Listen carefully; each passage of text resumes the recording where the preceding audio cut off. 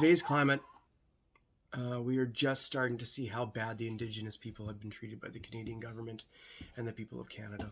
What we're also starting to realize is that the treatment of their communities will continue for quite some time.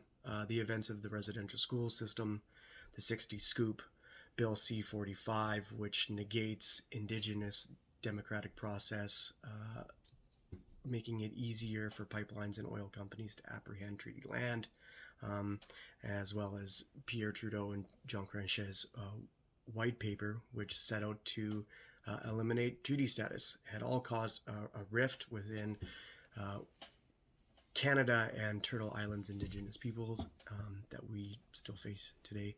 These issues have caused and continue to harm the Indigenous communities, and intergenerational trauma and the effects of these circumstances on Indigenous people and their children has plagued the communities for decades. Yet there have been pushes by individuals to help speed up the healing process. The first ever Aboriginal appointed judge in Manitoba, Justice Murray Sinclair, was entrusted to be the head of the Truth and Reconciliation Commission in 2009. He had set out with a task to listen to over 7,000 residential school survivors, share their stories about the trauma that they experienced. It took 6 years to hear those stories and to formulate a conclusion, which gave birth to the 94 calls to action. The TRC and calls to action were formed to let those that were harmed speak about the atrocities that had occurred, yet it was also a way for non-Aboriginal people to hear those and become aware and acknowledge those horrible crimes while trying to figure out ways to change the attitudes and the policies that had been created to create that rift.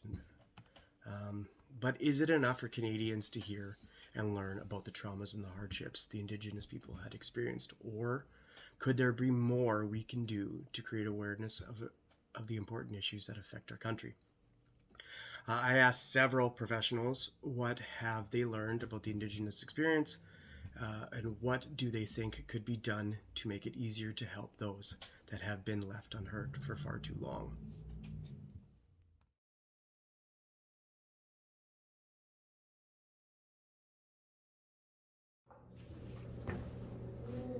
Okay.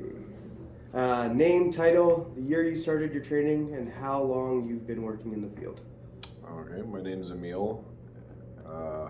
I'm a paramedic, a primary care paramedic. Right now I'm working in kind of the addiction side of everything. So I'm a harm reduction manager paramedic over at the Friendship Center's overdose prevention site.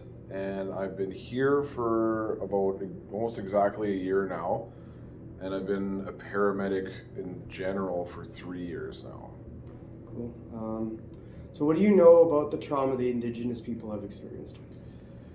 Well, what I know is all like, well, the residential schools and things that happened over there, and the traumas that they might have brought back with that, and the previous stuff too with trying to religify the native culture and make them believe in Jesus and get them cultured, because white people thought that they were uncultured while they were living their lives, and can't figure out how to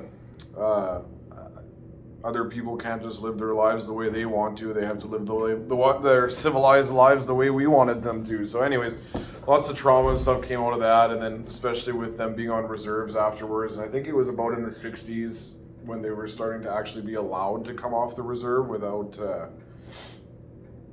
piece of paper to tell them they were actually they had a pass to go out through the day. So, and just like a lot of maltreatment and like racism, and it's just always going to be there. But hopefully one day we can make things better about it. But generally, that doesn't help with past traumas lead a lot to alcoholism, addiction into drugs or violence and things like that. So just trying to be nice to one another. Yeah, that's about it. So How did or didn't the training that you took to become a paramedic help you or prepare you for working within the Indigenous communities? So we didn't really do a lot of like culture stuff over in my PCP schooling. Like there was some general kind of like, this is how you should treat this person and that person. And really in the end, all they've said is that you should be empathetic and loving and caring to everybody that you meet on your path. And generally that's pretty much the only training that you get, because you can generalize it. Be happy, be empathetic to everybody, and then you'll be a good paramedic, But the problem is a lot of the paramedics that I've met become jaded, become like, annoyed by watching these people that are like overdosing and coming back to it, and then they're just like, they create a racial bias towards it because it's just this type of person or it's that group of people and blah blah blah. And it's like, what do I wish would have gotten better? Maybe some training in school to show us that how to handle being not getting jaded over things like that, and how to remember to be compassionate to yourself and to other people and to continue to be, and that you're going to see these things quite often and not to let it get to you. Mm-hmm. But everybody's their own person. For me, I'm not jaded by it. I think like I've been there, done that, so I know how I've been treated in the past, and how to treat other people now. So cool.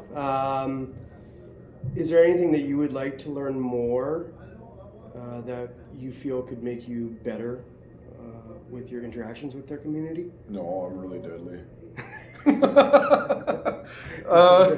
No, I don't know. Like I said, and like having come from that place of like trying to find help or being there, like having somebody just that doesn't really give a shit or doesn't care, and every once in a while you meet somebody who really cares and really takes your hand and leads you, and you never forget about them. That's somebody you'll always remember in your whole life, because they made an impact in your life to help you get better. And I don't even know where I'm rambling on anymore. Sorry, what was your question again? Is there anything you would like to learn about their culture or their community that you think would make it easier for you to interact with them? Personally, I've always really been kind of intertwined in the Native and Indigenous culture, because my mom's always worked with troubled youth, and she's also worked on the reserve as well too. And I've actually been a lot integrated into their culture and their way of life and things like that. So that's personally for me. It's not like I can't say like I haven't. I'd like to learn a little bit more about different Native American cultures, but having come from Vancouver Island, like I know about the other, there's a lot of different. Anyways, it's just like the Salish. Yeah. So, not for me, not very much. So. No, cool. No, thank you. Yeah.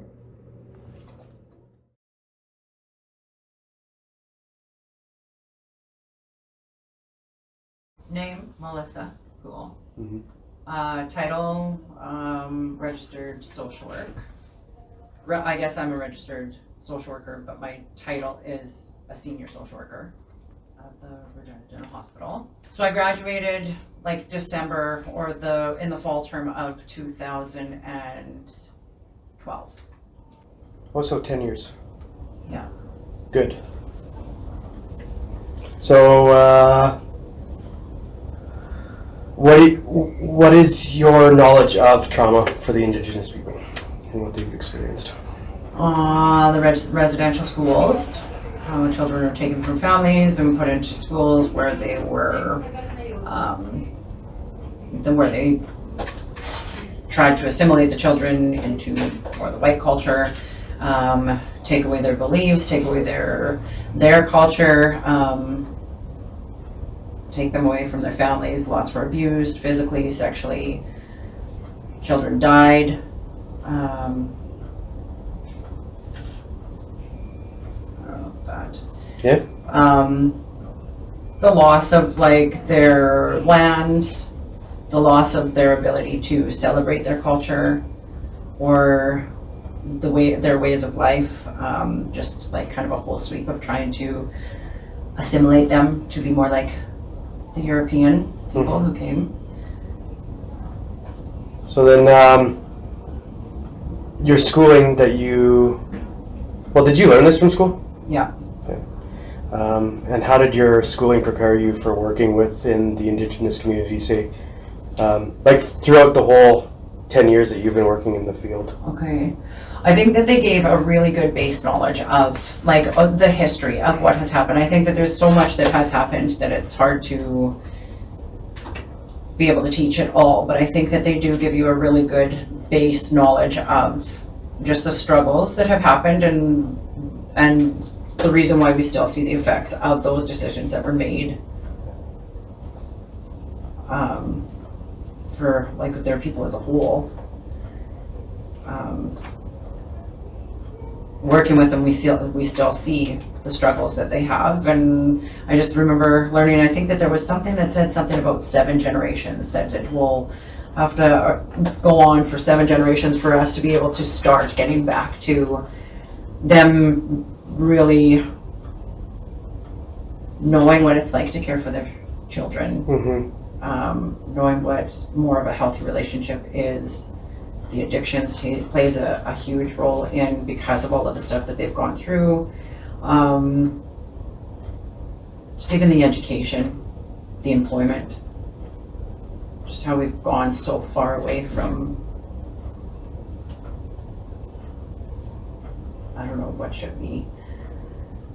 Yeah, working in the ER, we see a lot of Indigenous people coming through that do struggle with addictions, with housing, with income, with abuse. And so just being able to connect current issues with things that have happened in the past to them, I think is huge in starting to try and understand, not that you can really understand what they've been through, but just trying to understand how you're able to help them at this point. What you can offer them,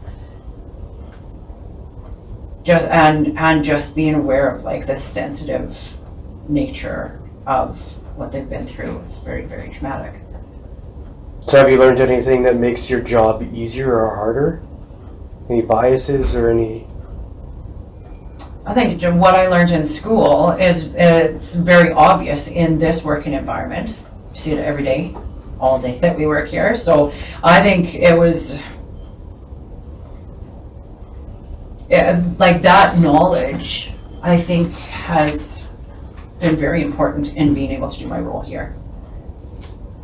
And being able to like understand, even more so for myself, okay, well, understand what the situation is and be empathetic and I don't know. Okay. And then is there anything you would like to learn more about that you feel would better your interactions with your clientele?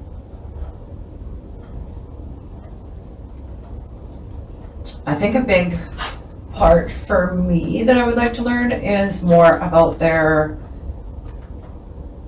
like religious beliefs and cultural beliefs, and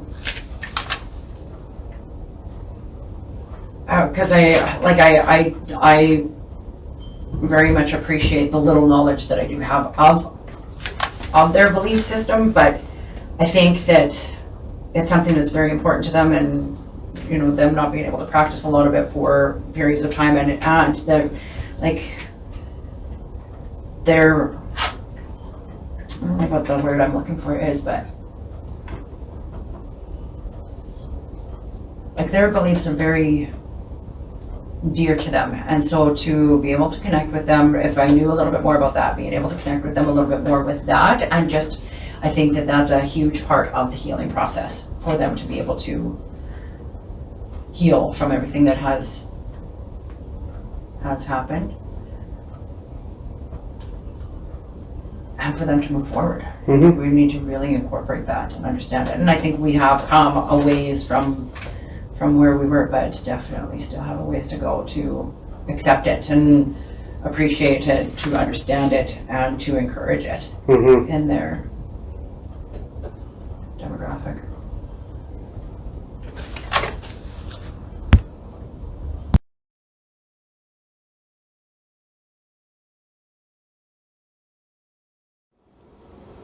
Okay, so name, title, Mark Hancock, ex-RCMP, and the year you started your training. 1974. So how long were you in RCMP? 29 years, 92 days. 92 days. And what do you know about the trauma the Indigenous people have experienced? I was more aware of it after I retired, and more of the background and the press that's been going on with the Native people. I basically just looked after numerous reserves all over Saskatchewan as a field constable, and there's a lot of years that I've had relations with them. And how did or didn't the training that you had in the RCMP? Well, there wasn't enough training that what I was going to deal with, especially on reserves, was just glossed over. And until you get out in the field, the next thing you know, you're right in the thick of it. Yeah. And there was lots of violence through the reserves that I attended. Didn't really like the police, at that time. And I was in the Isle of Cross, which was a Métis settlement, and I know what it feels like to be discriminated against, being white and a policeman at the time. So we weren't very well received up there. And then, have you learned anything that made your job easier or harder? I was able to have one-on-one conversations with them. A lot of times it wasn't that way because I had to deal with people under the influence of liquor and drugs, and there were some violent moments. And I said, "Well, what's going on here with these people? They like to fight each other. Dealt with murders within the reserves and whatnot, and I just can't figure out why that was at that time." So at that time you didn't know? I didn't know. Yeah. And then now looking back now with the Indian residential school problems and whatnot, I can see why they were dysfunctional. And apparently what I can gather, there's a lot of violence at those schools and sexual assaults, and I can see why the families were dysfunctional. So is there anything that you would like to learn, or like back then, if you were to go back now, is there anything that you would like to learn that would have made your job easier? A lot more emphasis on the reserves, Yeah. and whatnot, because it wasn't a very pleasant experience for me. I didn't like what I was becoming. I myself become quite hardened and whatnot, and to the point where I felt I was getting racist. And you felt that would be because of the lack of training that you were given, so then you didn't understand the culture? That's right. Yeah. We had a week or two cross-cultural courses, but I didn't think they were enough. No, they didn't teach you what you needed to under. That's right. It was a broad spectrum of different races and whatnot, the Chinese, the East Indians, and so on. Oh, so you didn't like focus specifically on That's this right. one? We didn't focus on specifics. It's just, it was a real glossed over course, which really didn't do me any good. I was sent back to reserves, and of course you just fall in that trap where you wonder what the heck am I doing here. So is there anything you would like to add about your experience working with the Indigenous community and what you could have done better or would like to have done better, or how you... I tried to do better. We set up some offices on the reserves themselves. I would have an open door and chat with them and see what their problems are. But it was very short periods of time. I didn't have any contact with them in a non-threatening presence, because most of the time it wasn't authoritative things I had to do, and arresting people and so on. Especially the alcohol problem, drug problem. A lot of times it became violent. Yeah. felt like I was accomplishing anything because I come back and it starts all over again. Mm-hmm. Yeah, well, anything else to add?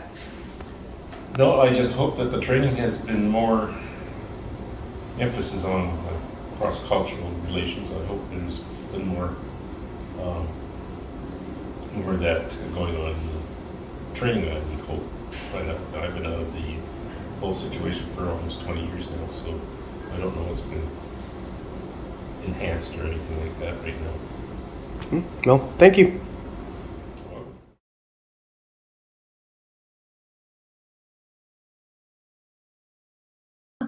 So Suzanne Hain, H-E-H-N, is my last name. And I've kind of got a split title, so I'm a casual here at the health district. And I'm currently at the operational managers over at Regina Transition House. I started school in 1988 when I graduated, so, and I finished up with a Bachelor of Human Justice, and I have a Bachelor of Religious Studies. Yeah. What do you know about the trauma that the Indigenous people have experienced? So residential school, the 60 scoop, even just the whole royal proclamation and the development of the reservation system. So that had a huge impact. The pass system and all that. Yeah, exactly. So it just seemed like the government of the day, they wanted to integrate the First Nations community into mainstream society. So they tried different ways of doing that, and so they put them on reserves. They thought that would work, and then they ended up, well, they were thriving, and then they decided, well, okay, well, you're not integrated enough. So then they pushed them into residential schools, split up the families, got rid of tradition and culture, outlawed things. So, and then 60 Scoop came in, and so, so there's lots of trauma and in that community from those things. So yeah. How did or didn't the training prepare you for working within the Indigenous community? So when I finally got my degree, in my human justice degree, it was in 97, so 1997. So we weren't talking about residential schools. We weren't talking about impacts of residential schools 60 scoop on First Nations communities. We weren't talking about that. So that was relatively new. And where I really saw the impact, we actually really didn't, like I said, we didn't really talk about it. So all my training came through work. So, and just observations and working with the First Nations community and advocates and things like that. So that's where all my training came from, was just work. The after School, like there was no, I think the only class I had was an Indigenous Studies 100, and it was a 4-credit class, so it was like a full class. And that was an awesome class. Like I loved that. Like you learned about the Royal Proclamation, you learned about all the, that kind of thing. But and then we talked about women's rights and the taking away of women's rights, the First Nations women's rights. When you get married, you lose your right to you lose your status, right? So it was a big controversy at the time when I was taking that class. So, but that's about all I had exposure to anything.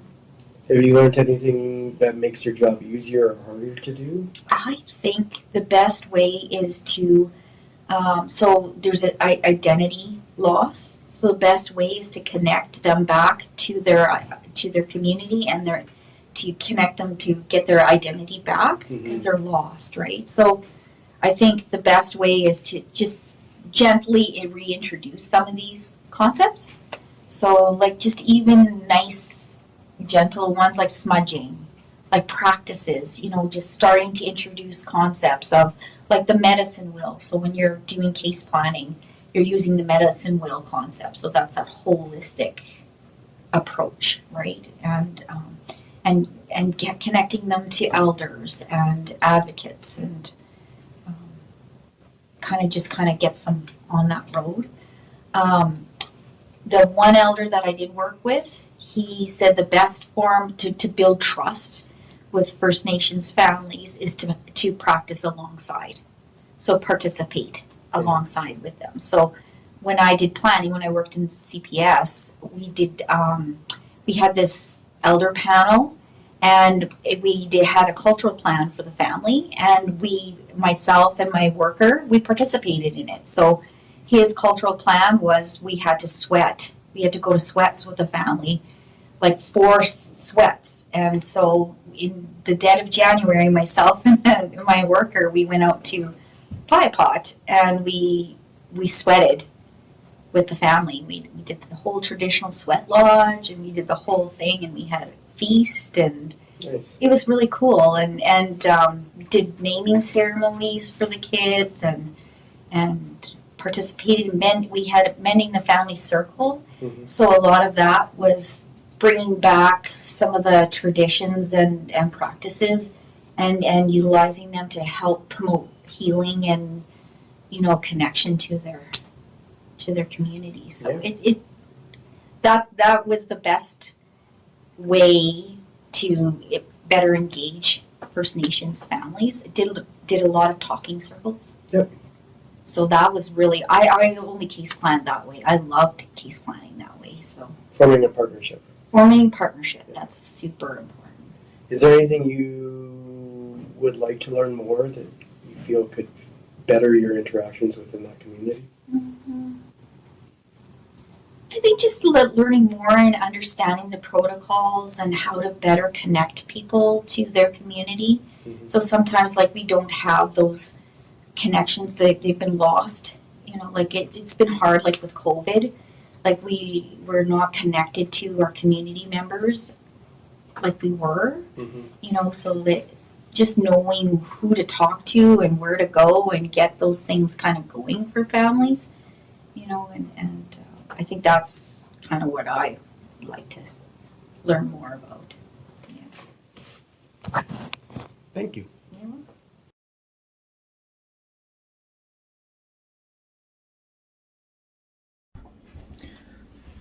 Hey, I'm Steve Hancock. I'm the Emergency Department Addictions Counselor at the Regina General Hospital. I took my schooling in 2018 at Bow Valley College, Addiction Studies with Aboriginal focus.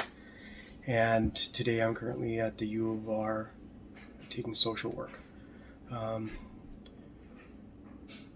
Before I was taking my classes, I didn't know too much about the Indigenous experience other than I knew residential schools existed, and I knew that there was racism, and I knew that that there was a lot of trauma involved in all of that. I also, because I was very close with the community, many of my friends are Indigenous, I saw kind of like what the existence was, or what their experience was like personally.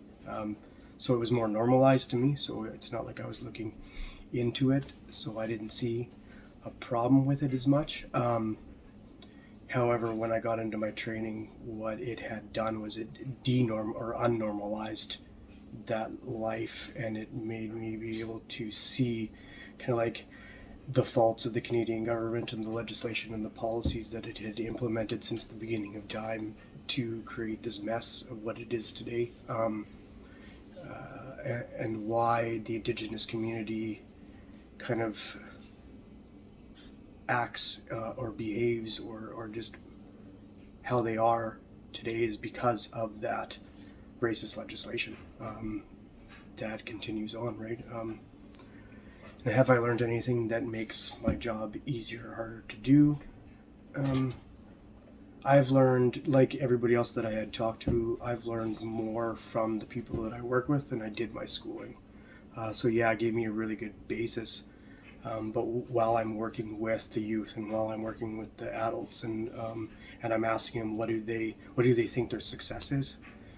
This whole time I thought that success was based on this capitalist need to get money and possession, and the more I talked to the Indigenous community, I realized that their success was to get back to the roots and become cultural and spiritual. And I knew a lot of people that really struggled to get to that point.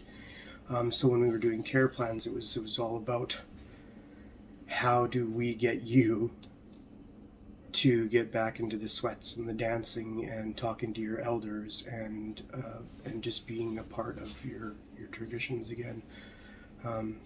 Is there anything that I would like to learn more that I think would improve my interactions with the community? And like a lot of everybody else said, they would want to know more about how the ceremonies work. How can I facilitate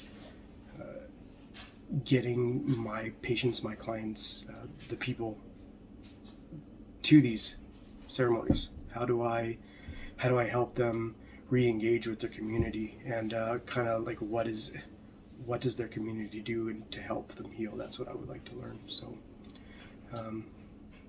the information taught in school and training programs for the police and the medics and social workers is very much essential. Still, I wanted to highlight the fundamental understanding is only now starting to take shape through interactions with these people. A recognition is built when we engage with the person, not with textbooks. And through all of my conversations with other healthcare professionals, police officers and social workers and addictions counselors, I have learned that almost everyone is on the same page. They want to learn more about the Indigenous traditions, the culture, and the values. This is an acknowledgement that the trauma the youth faced in the residential school system has carried over and now resides with their children. Their stories have opened up parts of ourselves that we can never be closed. We are offering our allyship to help change biases and policies, starting from the ground floor. But the work is far from done. There's this book, it's called The Comeback, and the writer's name is John Soule, and he had stated, remember, we non-Aboriginals were signatories. As a non-Aboriginal, I say we. His words were very clear, we are the second half of a treaty agreement. And it is our duty and obligation as a society to honor those treaties so our Native brothers and sisters may have what we promised them. But it's more than that. The damage that has been done seems to be irreparable, and the culture has been scattered across the Canadian lands with some parts buried in the prairie winds. We must start the long walk back to honor by opening up a dialogue about the past, the present, and the future. It's not enough to hear the Aboriginal community, but to understand their grievances. It's about recognition and acknowledgement. And I think that everybody I've talked to tonight, and in the last couple of weeks, agrees that we acknowledge what has happened, and we want to help to make things better, but one person at a time, right?